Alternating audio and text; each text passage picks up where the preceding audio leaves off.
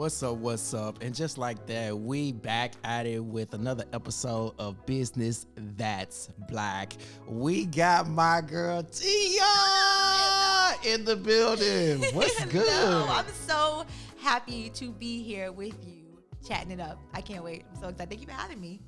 It's an honor. First of all, influencer, business owner, light that sheds on body positivity, podcaster, major personality before everything, because to know you is to love you, and before the brands, it's the person for me. Oh, thank you. It's the you for me. We have such a treat for y'all because we're about to learn a lot.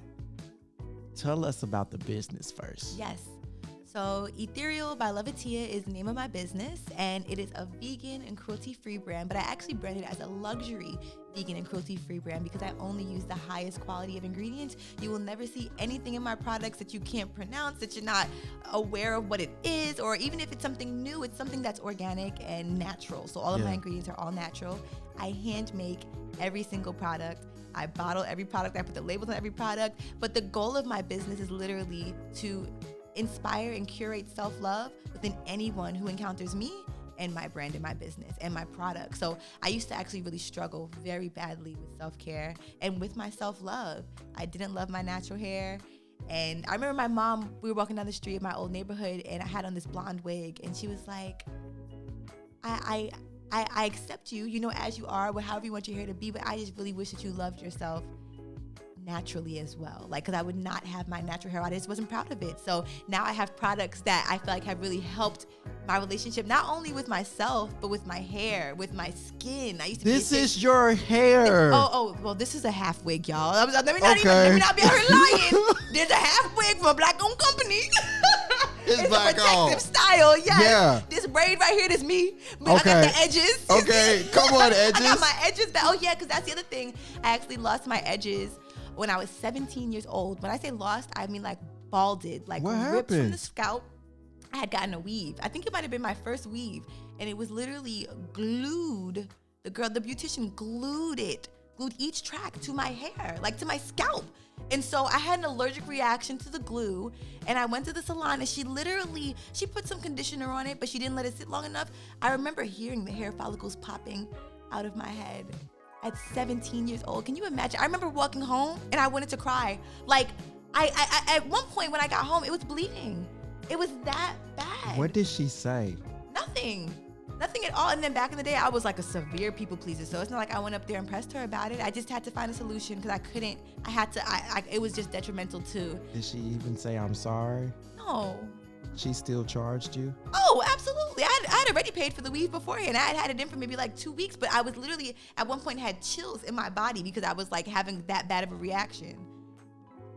So yeah, it definitely was like a chemical burn or something, like literally. So yeah, no edges, no hairline. So I remember I went to the beauty supply store. I brought like 30 little bottles of all different kinds of organic oils. And I was like, I'm going to figure out a way to mix this up. Now, of course, the quality of my products is so much higher than beauty supply. You know what I'm saying? Like the cheap oils I was getting back in the day just for myself. Yeah. But to even know that those slightly worked on me and the concoction that I made, now that I have the high quality products, I'm just so proud of 17-year-old me's concoction evolved to this. And now I have testimonials of women saying I haven't had edges in I don't know how long, or because of a hormonal problem, or because of just a lack of care or whatever. And my products are literally made with love, made by love, made with love. Love that. Thank you. What is the importance of it being vegan? Thank you for that. I'm an animal activist. I have been an animal activist since I could speak. I used to write petitions when I was younger against deforestation and poaching. So the goal is to really show people that if you are not using cruelty-free brands, you are using a brand that involves cruelty to animals or maybe even to people, but I because I'm making these products myself, of course I focus on the animal testing. I have willing human testers. And then with veganism, there are certain chemicals that are not vegan and certain things that are used in products that are not vegan that can literally cause harm to your body. Your skin is your largest organ. So anything you are putting onto your skin is going directly into your body. So when you're putting all these toxic chemicals on your body, it's literally affecting you in so many different ways. Hormonally, there are certain things that are put into products and they'll say like, oh, dermatologist approved. But sometimes that just means they gave a dermatologist some money and said, can you just like approve this formula? Big money too. Big money. Absolutely. So because if they say that on the product, we know they're going to buy it. Oh, absolutely. Oh, the dermatologist said yes. Oh, I'm definitely getting this. So the veganism is really just to help people see like veganism can be so cool and affirming, and it doesn't have to be this big scary thing, you know. And I just want people to know that if we respect the earth and help heal the earth can help heal us too with our relationships with ourselves. And your skin is amazing. Thank you so much. Thank you. I appreciate it. I mean, naturally, your skin is amazing. Thank you. This is not a mess. No. This is my face. Yeah. Thank you so much. I used to have very bad acne. Like I would have never thought. Really? I had this one pimple that was on my nose for, I want to say from the age of like 9, my mom knows this pimple because it was like in every picture. 9 to like 16. I used to have a friend who would rub my chin because I had like really bad like bumps on my chin, and he'd literally rub them and be like, oh, what you doing today? Like rubbing his oils in my already bumpy skin. Yeah, I had an allergic reaction to chocolate one time. My parents were getting a divorce. I was stressed. I had an entire breakout. It left dark marks all over my face and hyperpigmentation. So all of my products have helped me with many facets. You healed yourself. I literally healed myself. That is powerful. Thank you. You didn't look for healing through somebody else. You had to find a way for yourself. Mm-hmm. And now you're helping other people. Absolutely. I give credit to the earth too. The earth definitely helped heal me. You became one with the earth. Absolutely. Like, how we gonna work together? Yes. And now I just feel so much more whole. Of course, and I also try to stay very transparent about my struggles with self-care still, because you know these are patterns that we've created and like narratives we've created in our minds. So I own a self-care business because I needed to get better with my self-care as well, you know. So now I feel like I really have to hold myself accountable. Yeah. But I'm also super authentic. So if a week goes by and I haven't put on my face mask, I'm going to be honest with everybody. Look, I know how it feels when we're super busy. So now let me think, what product can I make that can be used if like we just had a long day of work? We might not feel like sitting and baking in a mask for maybe 10 to 15 minutes. Although we deserve that, we might not feel like it. So let me make a cleanser because I really need a cleanser and I don't have anything that can take off my makeup really well. Let me make that. Let me do a lot of research, months of research to figure out how to help give me this product to help then give it to the world. Can you start making deodorant? Oh, yes. Oh, aluminum free, absolutely. Please, yeah. I'm on that wave. My parents like what else you trying to? Because I cut out pork. It was like, what else you trying to change? I was like, deodorant. Yes. Deodorant. You don't need to be musty. I said, but I just realized in 2022, what I have been putting on is not good for my body. But it's commercialized so much. I think I got to have it. But these products are only killing us, but they'll never tell us that because it's profit for them. Why would they stop their money when they're greedy and they want more? So yeah, absolutely. When you make the deodorant, I got you. I got you. Absolutely. And that's the thing that I love about Ethereal. When people ask for stuff, like I think maybe my 3rd or 4th product was a beard oil. It was a beard growth oil because my close brother friend had gotten like some type of reaction to another oil that his friend had made. He had a big, beautiful, luscious beard. It was literally balded. Like all of the hair fell off because of some product that he used trying to support his friend, which like no shade to the friend, like they were probably trying their best, but he was devastated that he was like, I need you to make something to help me grow this back. So I did a whole bunch of research. I came up with these beautiful oils. And then now he has, once again, a beautiful full beard. He's like the face of my beard oil. So your oils help the beard grow back? Oh, absolutely. I got a question. Okay. Have you ever heard that if a man puts cum on his face, it helps the beard grow? I've absolutely heard that. I've also heard that semen can help with acne problems. Yeah. Oh, yeah. I remember one time I had asked a friend to like... That's a whole nother discussion. But yes, I have heard. You asked them to test it? I just wanted like a cup of it because I wanted to see like, will it really help? They never gave it to me. They were like, you serious? I'm like, yes. They're like, no. And I'm like, okay, consent does very much so matter. So yeah, I just wanted it in a cup. But yes, I have heard that.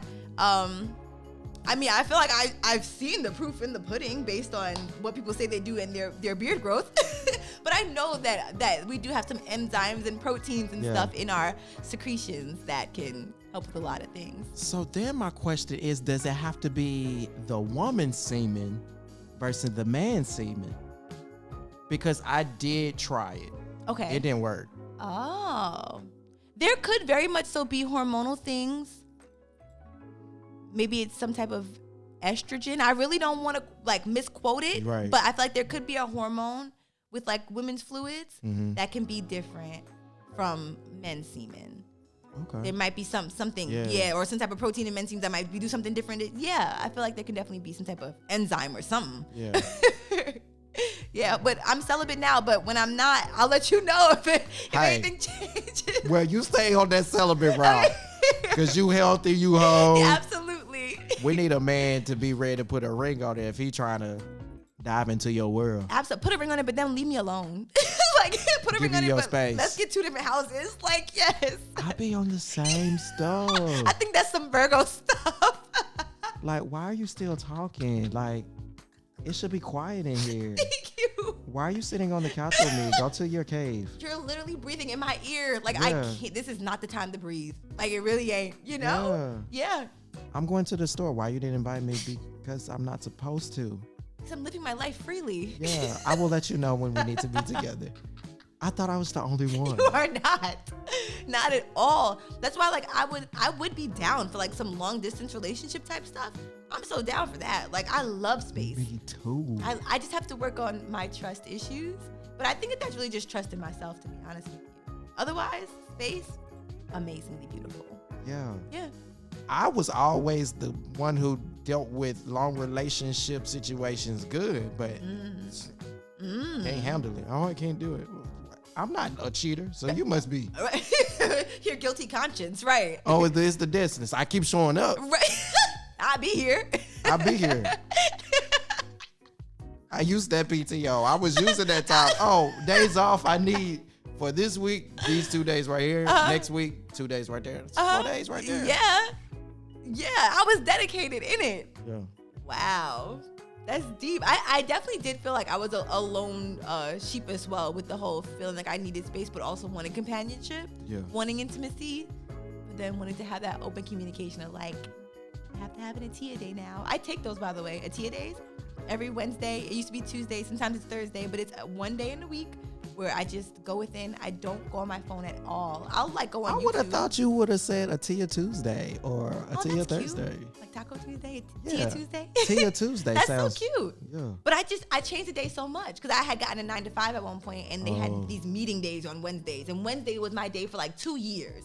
So I moved it to Tuesday because I'm like, I'm still gonna get a mental health day, but I don't text anybody back. It's an Atiya day. But I want to be able to do that in a relationship. That's dope. Mm-hmm. So you don't get on your phone at all on your day? If I do anything, it'll be like looking at YouTube videos. But otherwise, I'm not texting anybody. Now I don't do social media. No Instagram, no TikTok. I need a detox. I'm going to start doing that. Please, I want to motivate everybody to take a day. You pour into so many people. What's the name of the challenge? The Atiya Day Challenge. Okay. Yeah. I need to start trending it on TikTok? Yeah. Okay. Yeah. And then, of course, even though it'll be called the Atiya Day Challenge, it's really the Delvakio Day. Absolutely. Yeah. Yeah. It's yeah. That's your day. Detoxing Delvakio. Detoxing Delvakio. And I just gonna happen to do it on Tia Tuesday. Oh. Yeah. I love that.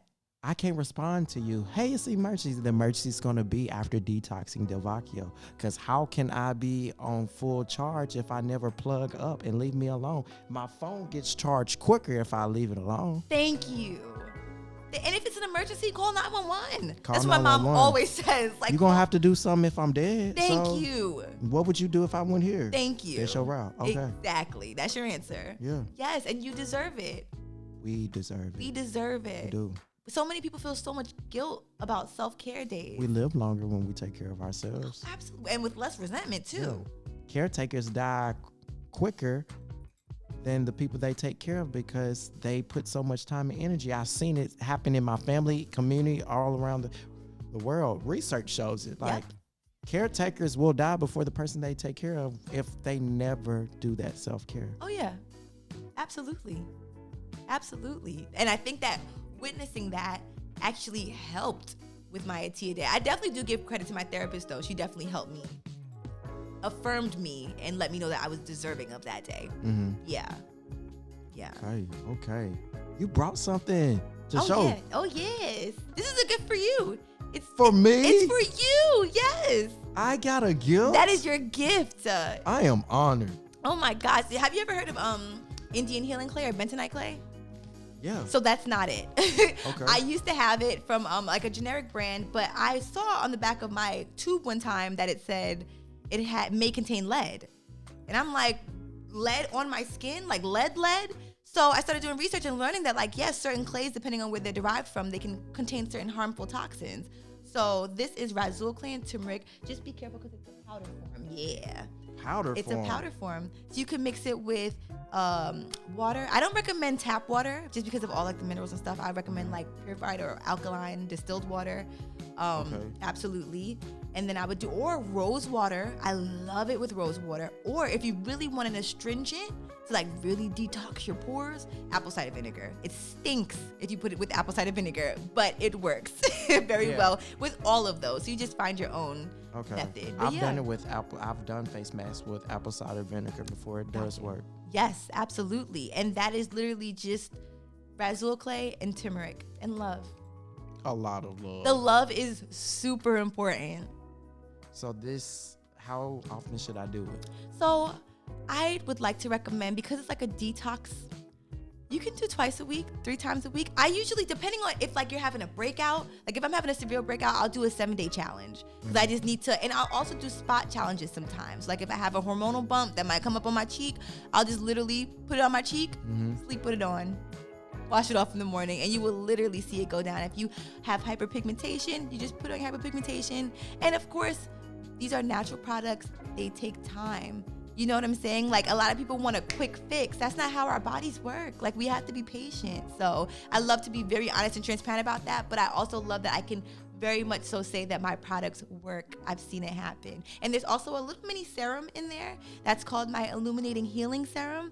And that's literally, once again, turmeric oil. It has rosehip seed oil, jojoba oil, really, really, really high quality oils once again.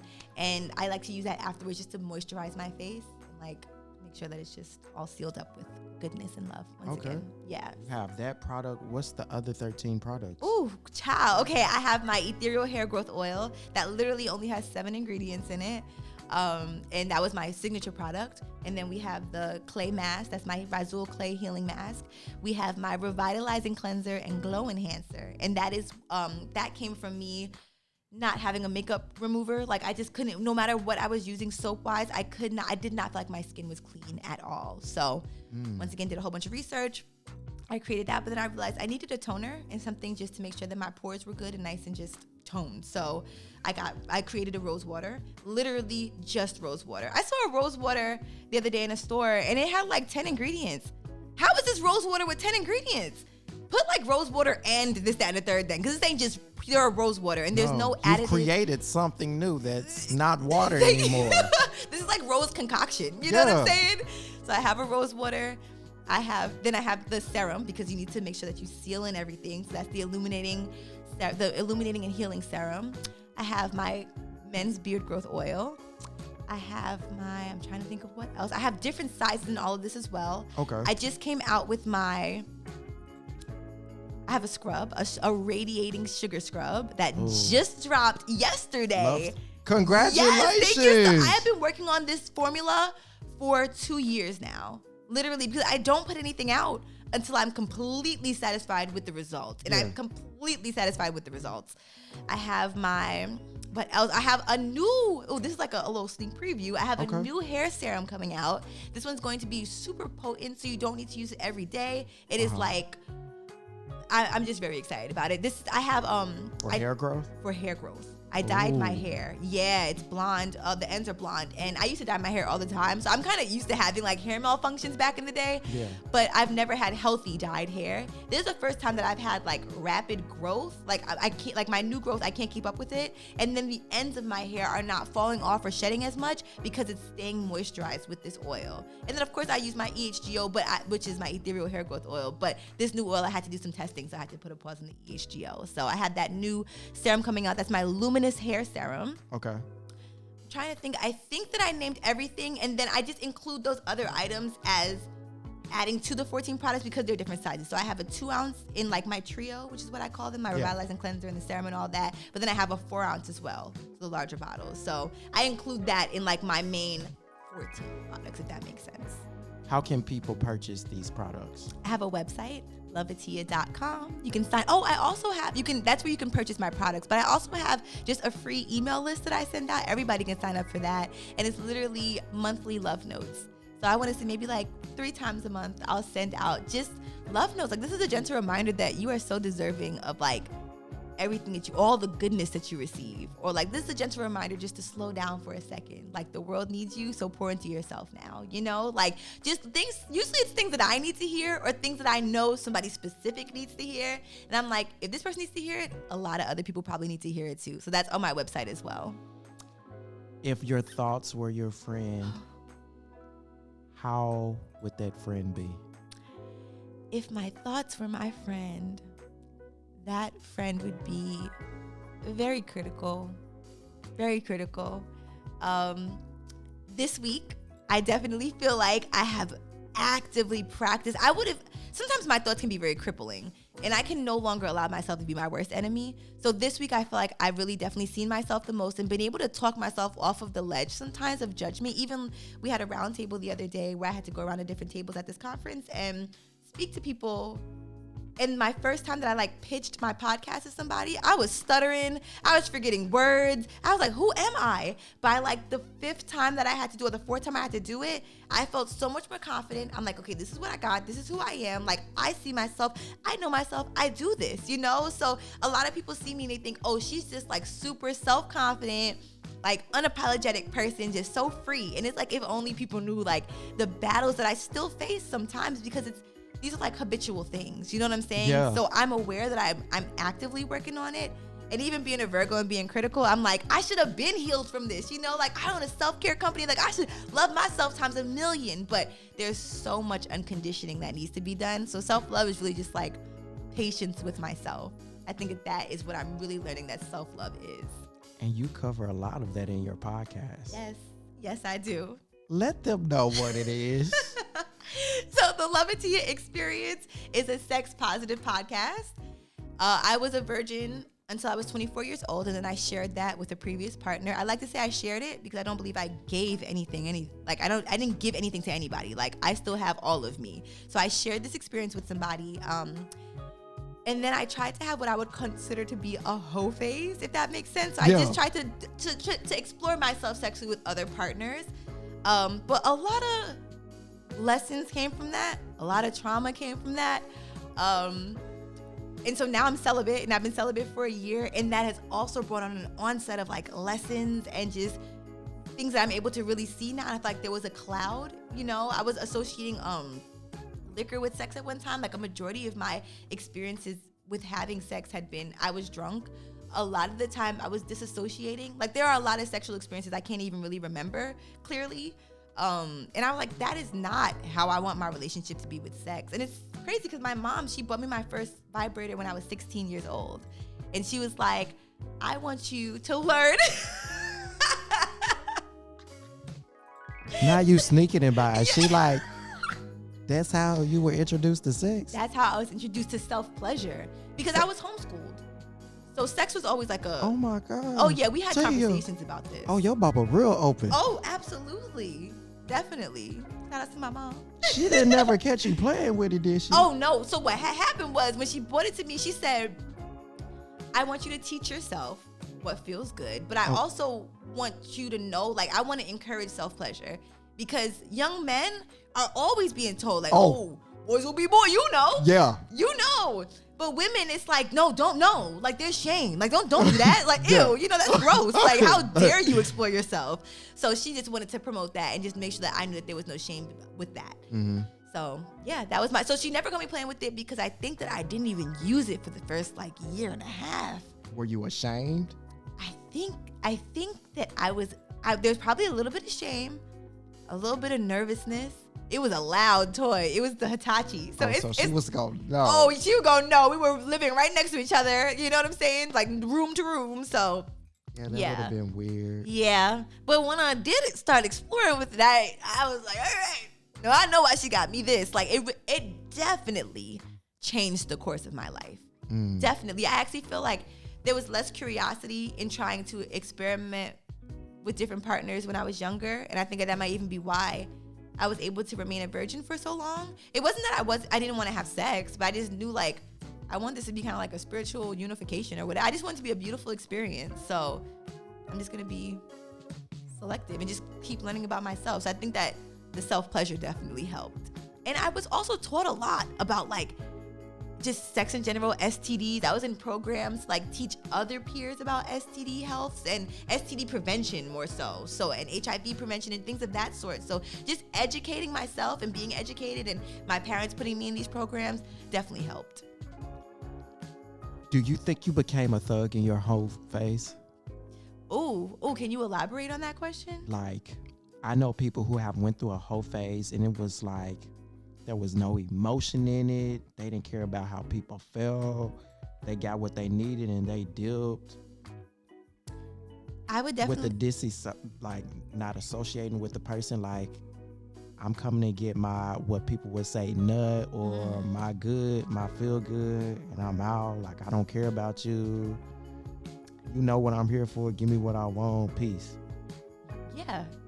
Oh. I feel like for the first half of my exploration I was. It wavered. It really depended on who. Because I felt like if you gave me that energy, then I kind of have to protect myself from that.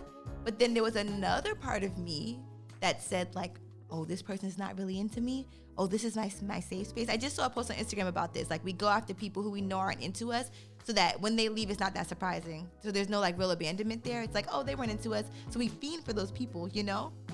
So I think that once I realized I was demisexual and needed connection to be able to have sex, that's when I realized like, oh, I was really disconnected. So I guess that technically, yes, I felt like I was somewhat of a thug.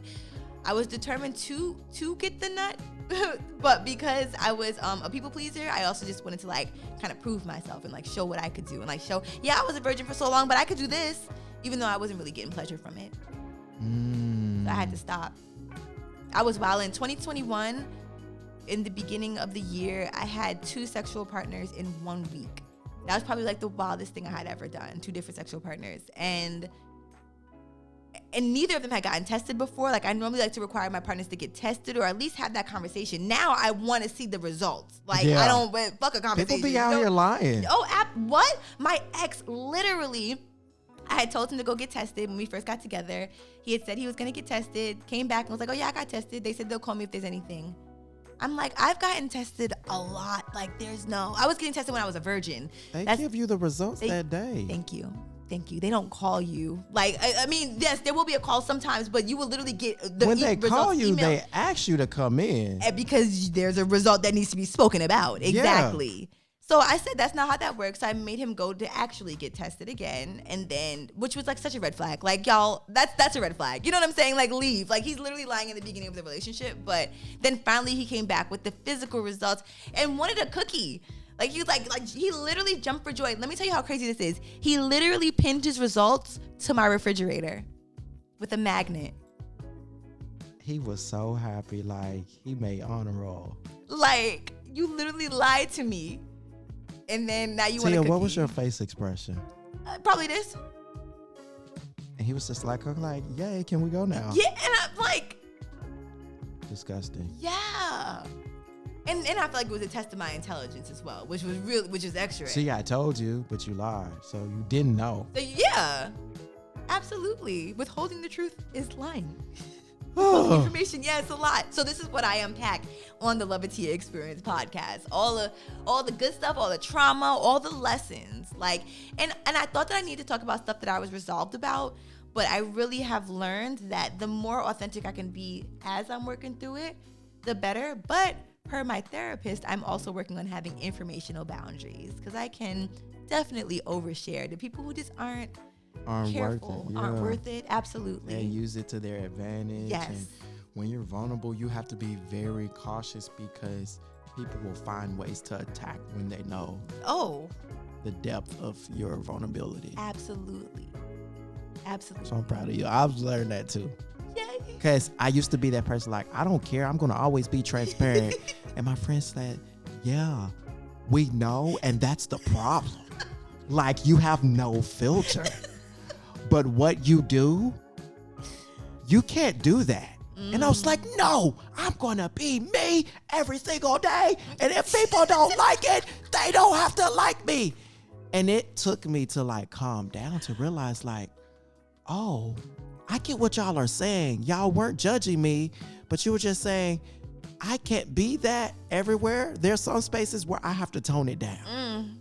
Because there are spectators that will use that to their advantage and not allow me to experience opportunities, because they will change the narrative based off of peace. Ooh. Just like reality TV. Yeah. Absolutely. Dang. I was being my true authentic self, but you cut it and pieced it together where the story is completely different. That part. And then you also add in just their own random perceptions. Like, that had nothing to do with anything. You know what I'm saying? Like, that's just like a random add-in. Like, where that. Now you've painted this whole picture to other people who haven't even experienced me personally. Absolutely. Yeah. But I'm so proud of you too then. Yes. Yeah, look at us being authentic in our light, but also knowing our worth and knowing who's worthy and respecting ourselves and just giving that authenticity and transparency to ourselves as well. We deserve that. Yeah. And you have a big heart like me, so did you ever catching yourself not turning into what was acting as a thug in your whole face, because they were in their whole phase too? So it's like, dang, this is how you act, and now I'm about to change and switch up how I act. Because I know I was catching myself doing that with people who were mistreating me. I was like, wait, I can't allow that to change how I operate, because I'm still loving, I'm still kind, because I will only be playing a part of what already needs to be destructive. Absolutely. And then treat somebody else who is what I used to be in the receiving part and just showing up in love. But now I'm treating them how I was treated. Yes. And then they're going to turn into that. So let me stop that cycle. Yes. That's really kind of like, it's like breaking the dating curse. Like, not a generational curse, but like generational dating curses, if that makes sense. Like, yeah. As people say, playing the game. Yeah. Oh, my God. I don't want to play the game. It was, I remember having this conversation with my friend. That is crazy. There was a guy who I would consider to be like a fuck buddy. He tried to be like friends with benefits, but there was no friendship at all. The sexual experience wasn't pleasurable at all. There's actually pain. And I remember I spoke to him about it afterwards. He was like, oh, I just want to stretch you out. Like, that to me was like crazy. But I say all that to say, and you're hitting on two things, because I just want to stretch you out. Like, you have no value in who I am. I'm a piece of meat. Like, I'm Play-Doh. Exactly. And then you think stretching me out is pleasure. Thank you. What do you know about my anatomy? You know what I'm saying? Like, what do you think needs to be stretched? Because if you do the right thing, this doesn't result. It feels good. Not a thing. Some people it do, Some people. A small percentage of people. Women need to be touched in pleasured a certain way. Yes. But if you don't talk to your partner, thank you. You'll never know. So you thinking you banging it out is doing something for her. Thank you. And all women's bodies are not the same. No. What the last woman liked, this woman might not like. But I remember my self-esteem was low at that time, and I was like fresh out of my relationship, so I was talking to my friend about it, and I was like, well, I still want to like hang out with him. Like, I did have a good time. He slept over my house. I felt like so like, oh, this is great. But like, he slept over because he just wanted a place to stay. Like, he didn't feel like driving home that night. Like, he didn't want to be with me. You know what I'm saying? Like, when he left my house, he didn't even like hug me goodbye. And I remember I was venting to my friend about it, and she was like, you got to play the game too. And I literally said, I don't want to play the game anymore. Like, I'm done. Like, this is exhausting. So I hit him up, and I was like, hey, I had so much fun. But this is like, I used her words now, because even though I said I was done and didn't want to play the game, I still participated. So she said, oh, say this. So I literally hit him up and was like, oh, I had so much fun. Let's do it again. And he was like, oh, well, I'll be busy. So, I'll let you know. I was like, oh, so he's taking the ball like, I say what we're going to do. You ain't got no power in this. Literally stole the ball from me. I just got in the game. They just subbed me in. Yeah. And so even with playing the game, I still felt like I was doing it wrong. It was still taking a toll on my self-worth. So I was like, I'm done with the back and forth. Yeah. I think that's really where the celibacy came from, because even the sex that I had before the celibacy was kind of, one of the encounters was like revenge sex in a way. Mm-hmm. Yeah, it was like, I don't want to have sex with this person. It's just because of the history. There's drama behind this.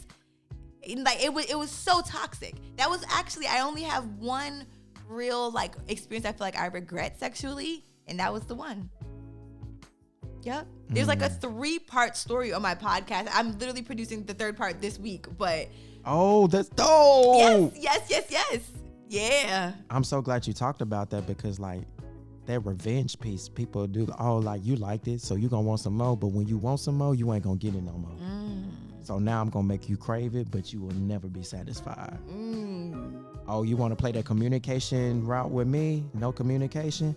Next time you text me, I'm gonna put you on read. Like, it becomes so toxic. And then when does the game stop? When does it stop?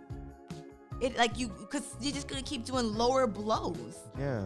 When will we get to the place where people will just say what they want, and if what you want evolves, speak that truth, but stop acting like you reading somebody's mind when you don't even know all their thoughts and how they feel. That part. Because once again, everybody is different. Yeah. We don't always treat each other like humans in the dating realm of millennials, or maybe other generations as well, but I can just speak for my generation. Like, I don't feel as though we treat each other like we're human beings. Yeah. Like you said, it's like a game. Like a video game, a board game, whatever type of game. I'm going to tell you this story that was real sad to witness. I'm not even going to say their classification, because if I say that, people go automatically, I know who you're talking about. Okay, all right. I know this guy who died, and I went to the funeral, and a girl I know who happens to be my cousin stated as an accomplishment, oh, this is her words, I got that dick and it was so good. Yeah, it was so good. This man is dead. And you show up, I show up to his funeral, and other girls are there. So you got girls you've been banging that are there, and it was like a competition. And this man is dead. Who was close to being the girlfriend? Who was the side pieces? Right. This is sad. Oh my gosh. He was banging all of y'all. Some of y'all are applauding the penis, but you're not even talking about the person. It's just an appendage. So what was his worth? Whoa. To you? Whoa. Will your memories only be about the sexual desires and pleasures? Or will you actually remember conversations that touched your heart and not your vagina? Ooh. That. And I really appreciate that story, because we always talk about how like savage men are and how savage men can talk about women and and their experiences. But the fact that this actually came from a woman, like that is very, because there's that as well. Yeah. Like, where does that come from? And I hate the competition. Oh, I had it first. Oh my God. We cannot be possessed as people. It took me a while to learn that. Like, I'm not shaming anybody who struggled through learning that, because I used to be so toxically possessive in my relationship. You got the leftover. What? Yep. This is a whole human being. Yep. Acting like it's Tupperware. Yep. And we really treat it at like, it's so many humans on the earth, first of all. So we get caught up in individuality. When there's so many humans, like, go on to the next person to meet. But you lose the value of people, and we treat it as basically capitalism. If there's no profit for us, it's like you trash. Yeah. You're fired. Yeah. It's that transactional type stuff. Absolutely. Yes. Then you have sex shaming. It ain't even good. Like, if y'all are committed, first, I believe in marriage, but everybody don't believe in that. And that's your truth. Like, I'm not never judgmental. So like, everybody live in their truth. But let's say you with somebody. Some people you have to teach how to love and please you. Yeah, I think you should teach everyone how to love and please you. Yeah. Absolutely. So if people don't get it off bad, some people might just flow with you. Yes. Other people might not know how. Don't discredit people from being good sexual lovers off bat if you've never taught them how to do it for you. It's different when you teach them and it's still not good. Okay. But stop degrading and sex shaming sexual partners when you haven't given them an opportunity to learn your sexual desires. Yes. And be patient. Like, I'm so grateful. I'm bisexual. And so my very first experience with a woman was, she was so patient with me. And like, I thought I just needed to know. Like, I thought, like, I have this, like, I should know. Like, I know what I like, but I didn't. Like, I never used to like oral sex until I started becoming more confident in myself. So even that, like, just the patience with your partner to know, like, okay, I might have to tell him, go to the right a little bit, babe. Okay, now you got to stay there. Like, because when you stay there, it makes me feel so good. You know what I'm saying? Like, I've learned that there's a way to make it sexy. Yeah. It is. Yeah. And make it to where the person doesn't feel bad. Absolutely. It's like, dang, now you're discouraged. Now you kind of want to stop, but you want to keep going. Absolutely.